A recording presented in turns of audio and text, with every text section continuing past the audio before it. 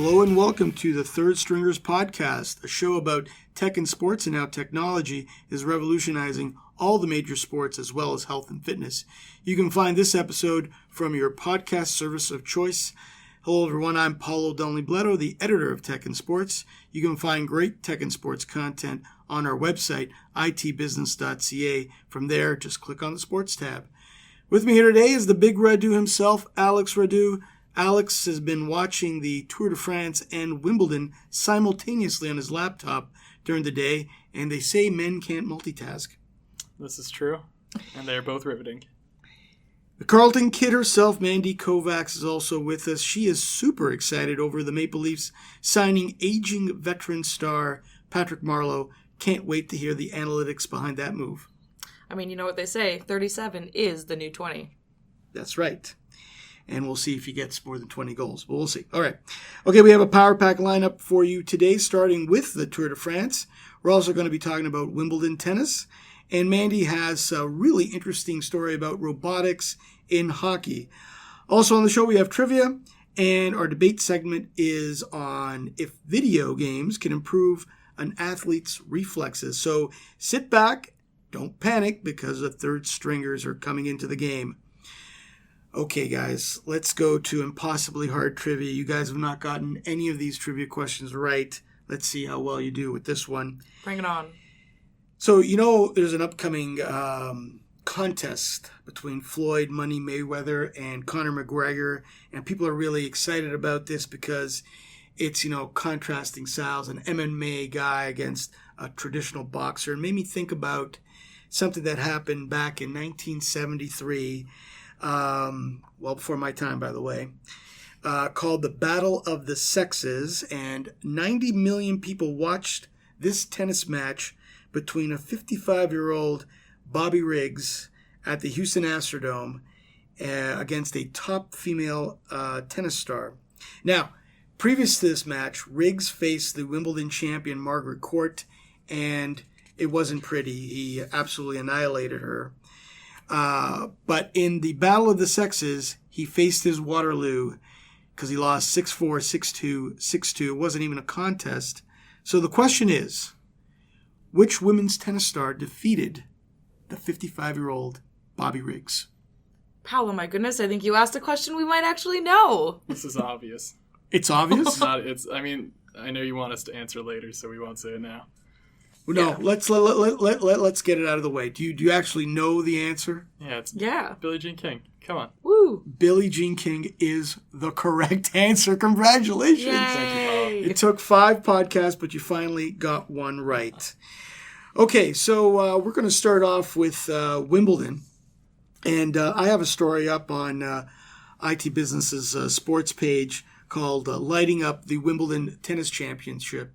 So remember back in 2008, the Wimbledon final, arguably called the greatest tennis match of all time between Roger Federer and Rafael Nadal. Nadal never won a Wimbledon championship, and I believe Federer was going for 6 in a row. This match lasted an amazing 4 hours and 48 minutes of play, but there was a couple of rain stoppages and also some time violations by Nadal. And in 2008, they did not have any lights, which I find just incredible that a major sporting event would not have any lights whatsoever. So this match in the 5th and deciding set, going into basically double overtime, was about to be halted because of darkness. But then they persevered and Nadal won the championship. But I find that absolutely amazing. And only this year will they have lights at center court. They've installed a state-of-the-art LED lighting system through a group of partners led by Musco Lighting and Me Engineering. And the lighting system is called Total Control Lighting. And it took 2 years of extensive research to put this in at center court. And one of the neat things about this, because it's also an IoT discussion here, which means Internet of Things, is how they basically operate these lights. So they want to make sure, first of all, that the broadcasters are getting the optimal lighting for the match, because, if it goes into darkness or twilight, like the Federer-Nadal match did, it's not a really good viewing experience.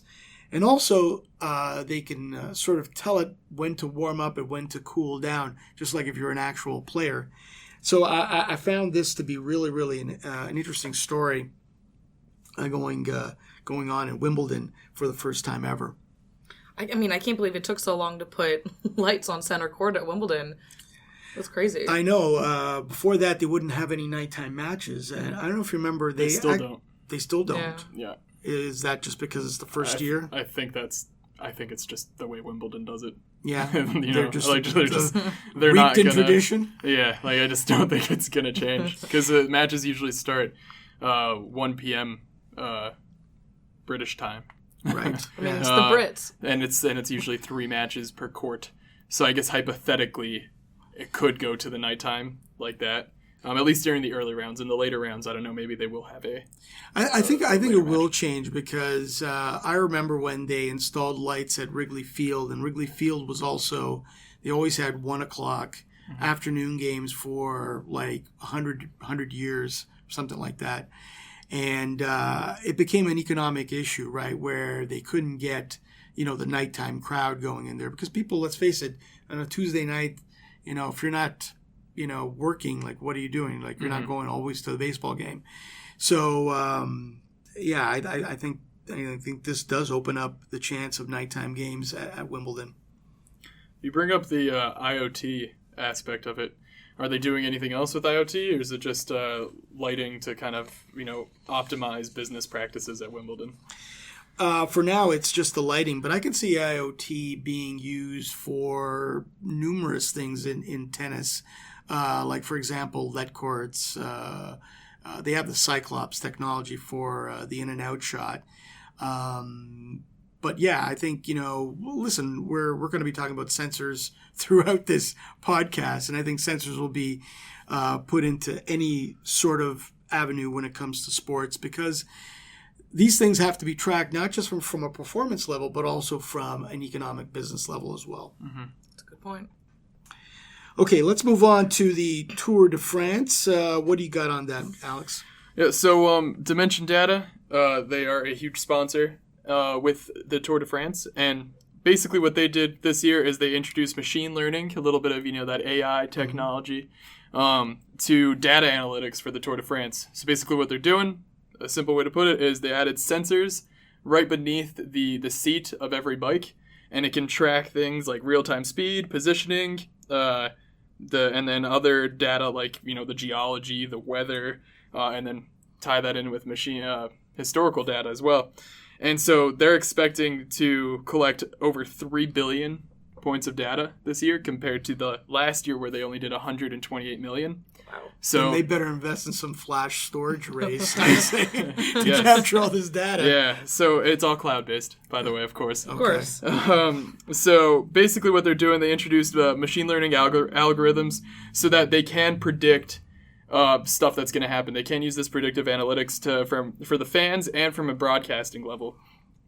So one of the different race scenarios that they were pushing out there was, for instance, the peloton, which is the huge group of riders.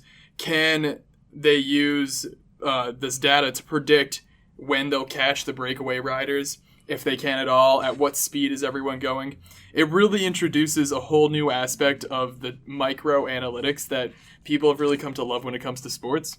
And you can see all sorts of different charts that are happening real time through these machine learning algorithms, and this also helps the broadcasters as well by giving them access to these replay type stuff, where they can now overlay stats on the television screen for you and look at it. It really fills those broadcasting hours.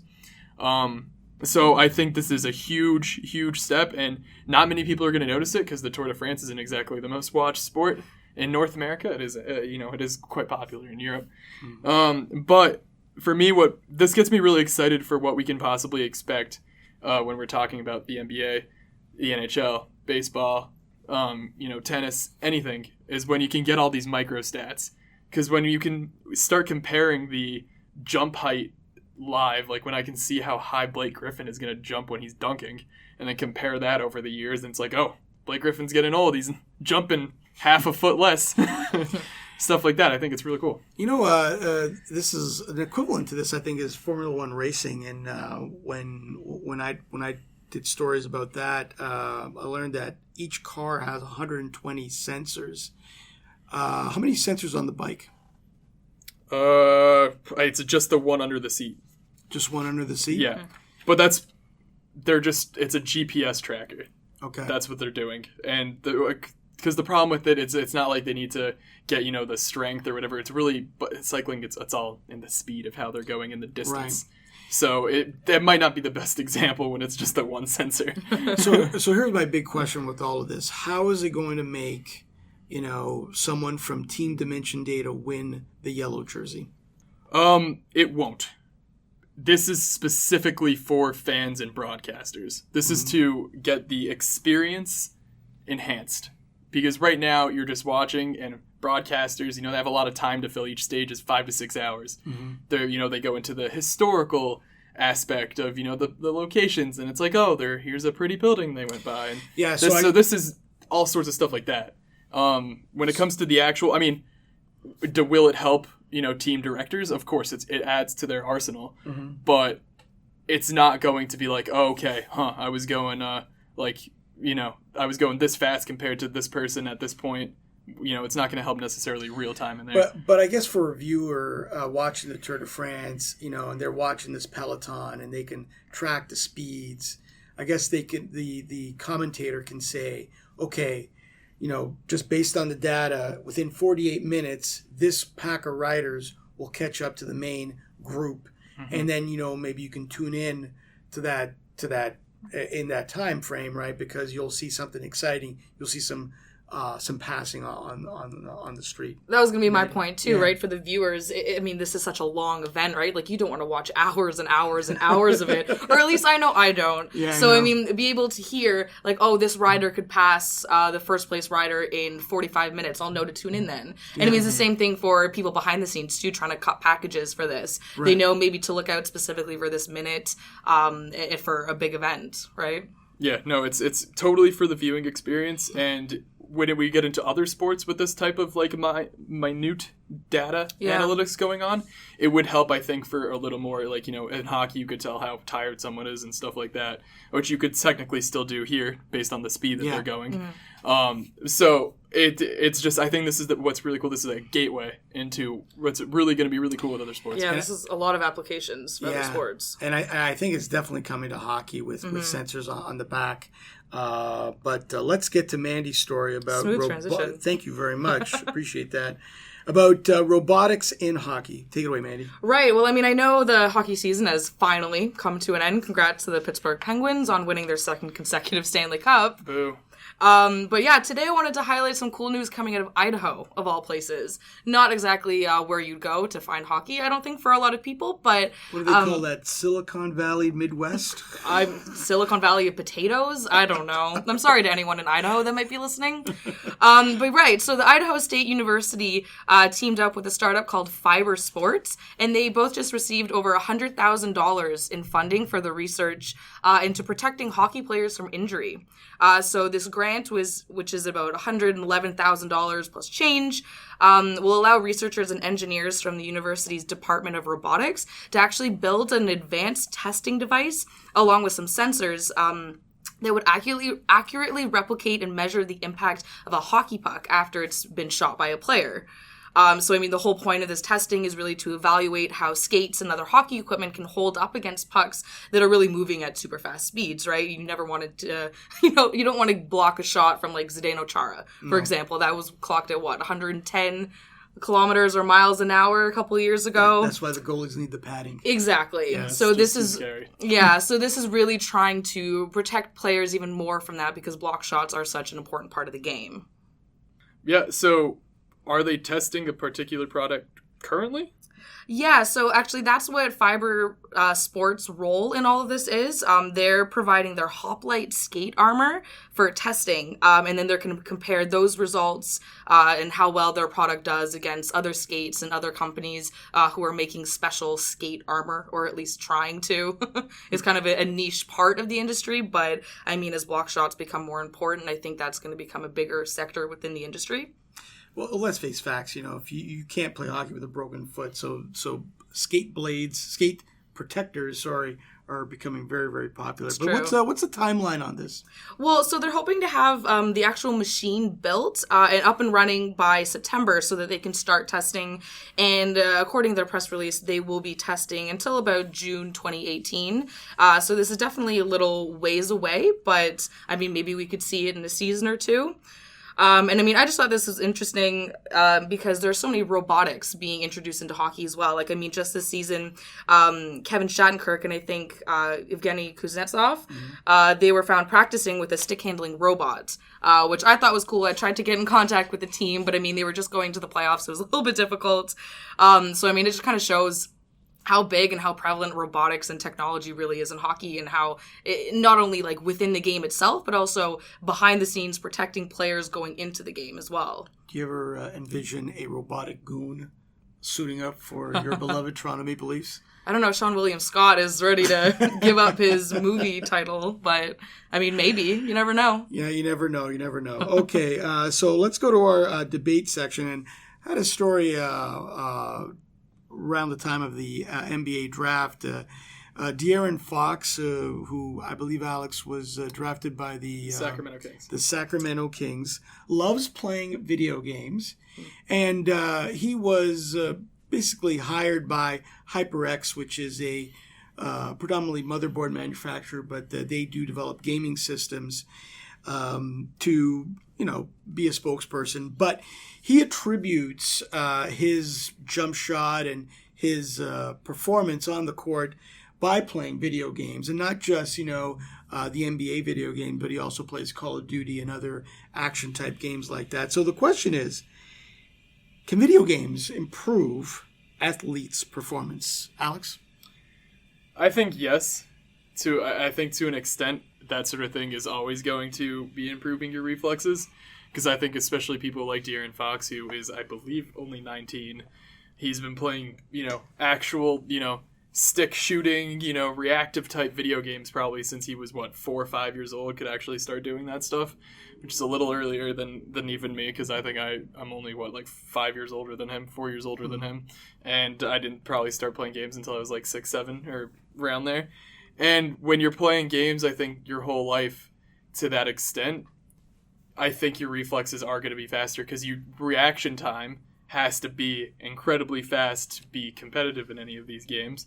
And I think when it comes to your reflexes, it's only going to improve how you're going to react to certain situations when they happen in a flash second.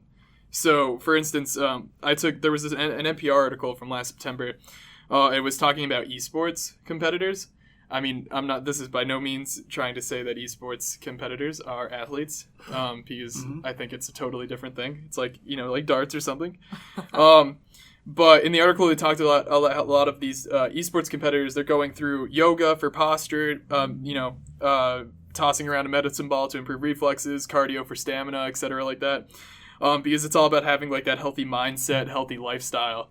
And I think it just makes you kind of a more complete person when you can have these reactionary with your hands. I mean, again, at basketball with his jump shot, he's using his fingers all the time. You're using your hands, you're using all these. So I think it really does help you when it comes to basketball and even hockey. But it's there's no concrete evidence yet. There hasn't been enough research done for actual numbers on all these. Does it make a difference on games where you have to use a controller as opposed to those games where it's controllerless?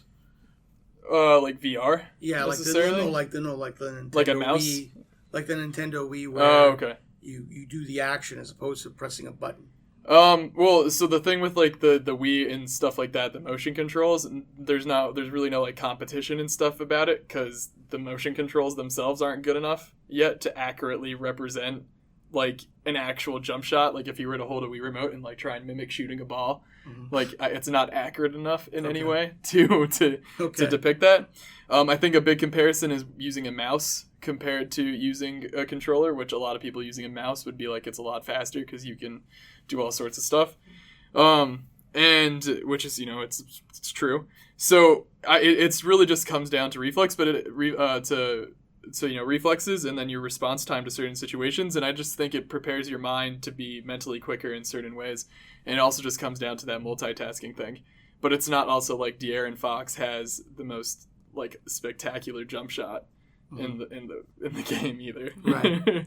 Mandy, what are your thoughts on this? Yeah, you touched on, I guess, the mental aspect of it, because this is kind of where I'm on the fence. Like, because sports, are mental and physical, right? It's pretty much 50-50 both ways. You can argue that as much as you want, whatever, but you have both aspects of that in sports. And so I don't see video games helping the physical aspect in athletes. I just don't see how, like, twiddling your thumbs and playing on a controller can help you with your threes. Twiddling your thumbs is the basic things, though.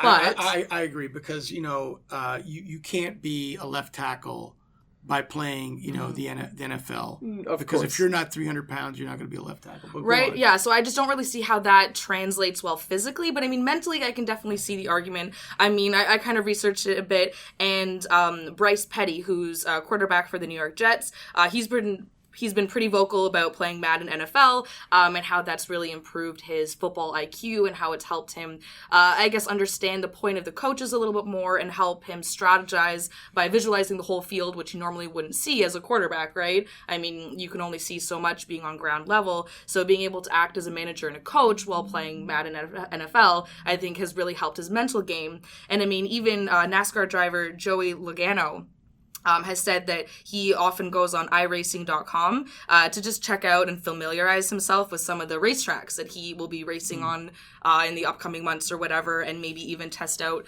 some certain driving tactics. So I can definitely see like the mental aspect of it, how video games could help that, with strategizing, familiarizing yourself with where you're playing, where you want to be, that sort of thing. I just don't really see how it could help from the physical aspect. Mental, for sure.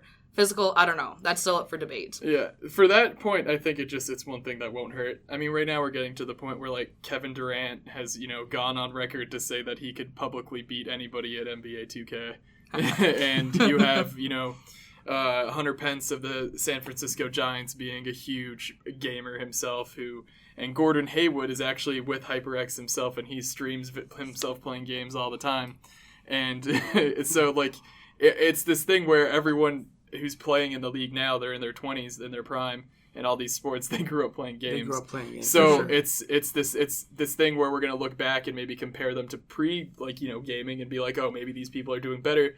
But then you also look at all the other advances in technology and nutrition and stuff. So I don't know, like, the actual stat lines where... I feel like this could be, sorry to jump in, I feel like this could be a study for maybe 20 years from now, right? When you've seen the generation that grew up playing hockey or whatever sport without video games, and then the generation of like Connor McDavid or Jack Eichel or Austin Matthews and Mitch Marner, who all have like admitted to playing like Call of Duty before games and before they go to bed and stuff, right? It could be cool to see if that does have any impact. Yeah. I think it will have an impact. I was on the fence with this as well. But I see it more as a training tool. So I got an opportunity last fall to interview the owner of the Hamilton Tiger Cats, Robert Young, who's also the founder of Red Hat Software. And he talked about a virtual reality quarterback system that he couldn't justify it at the time because it was $500,000, right? And it is the CFL, right? With all due respect, because I love the CFL, but yeah, for the quarterback to have a VR immersive experience, he can look around and see, as a training tool, how open is the running back coming out of the flat, and how does he throw that ball with touch and accuracy and speed, and how much time does he have before that defensive tackle, absolutely creams him. So from that point of view, I see it as a great training tool from a professional standpoint. That's a good point. Yeah, I think VR and even augmented reality too, I think those could be fantastic tools. Once the technology gets a little bit better, because I've read a couple articles saying that it doesn't exist right now to play a video game or to play a VR game and pretend you're a quarterback or wherever, but it's really dizzy. I think a lot of people have adverse reactions to it, so they might need to work on that a little bit more, but I could definitely see the potential. It's definitely going to be AR and VR. Like, you're not going to have a player be like, oh, I've chose to play Call of Duty over go take 100 shots in the gym. Like, it's again, like, it's not. Still like, it's like, you know, saying a writer chose to go read 5 articles and then maybe watch a movie instead of write 5 articles. Like, it's, you know, like, you still have to practice your main shtick. So yeah. So I think we're pretty much on the fence with this one. Yeah, I can go both ways. We need more research. All right. Well, we'll try to get you more research for our next podcast. So that's it for this edition of Third Stringers. I want to thank Alex and Mandy. I'm Paul Dunleigh-Bleddow signing off.